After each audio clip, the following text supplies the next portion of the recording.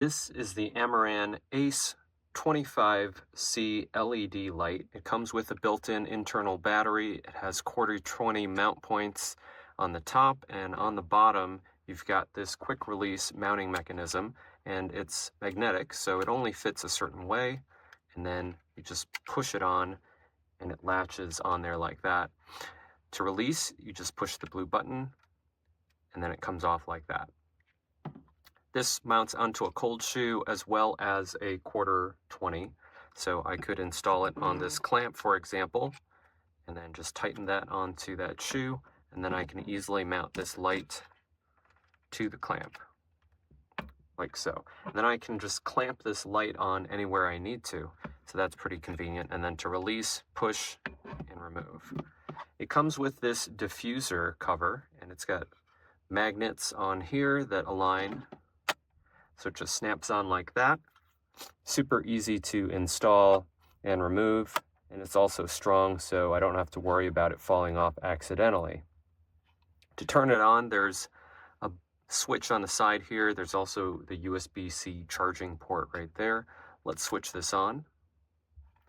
And right now it's on. It's at 10% in CCT mode, and you can see the battery level right there.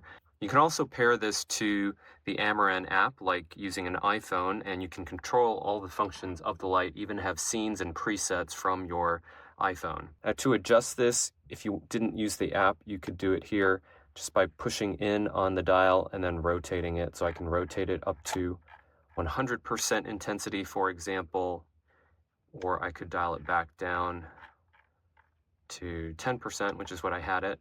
Then to change the color temperature, for example, I could make it cooler, go all the way up 10,000 K, and then I could go down as warm as 2300 Kelvin.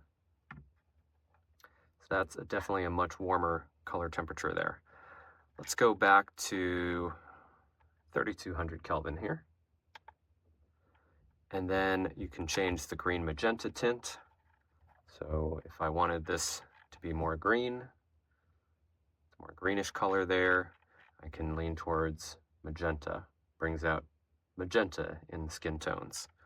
There are other color modes as well, so to do that you just push this back button on the side, and then you can change to HSI, RGB, there's also effects, Bluetooth control, custom, language, output, boost, fan, so you can change other settings here on the light.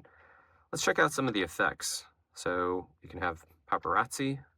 This is where it kind of flashes randomly. If we go back, welding. So imagine somebody's welding something, so a little bit more frequent flashes. This is cop car. It's just flashing red right now. This is party lights.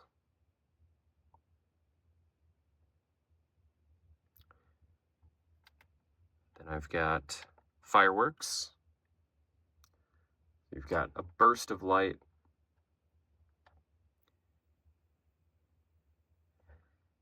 Simulate somebody watching fireworks.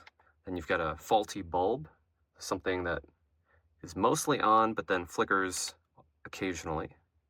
You've got lightning. TV simulates somebody staring or watching a TV screen.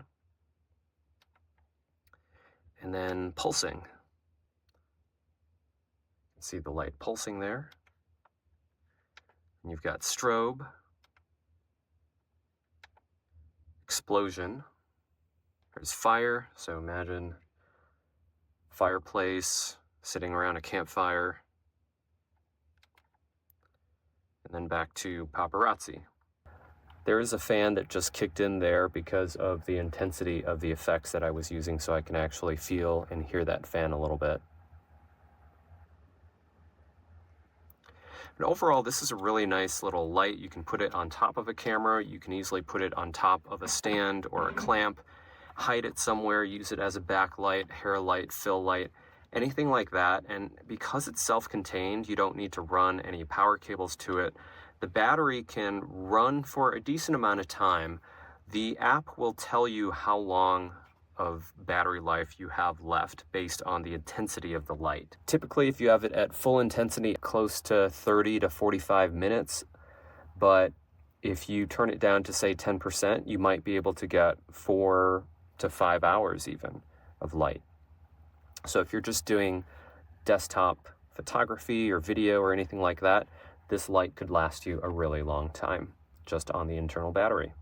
And you can always plug in the external USB-C power port if you want continuous runtime.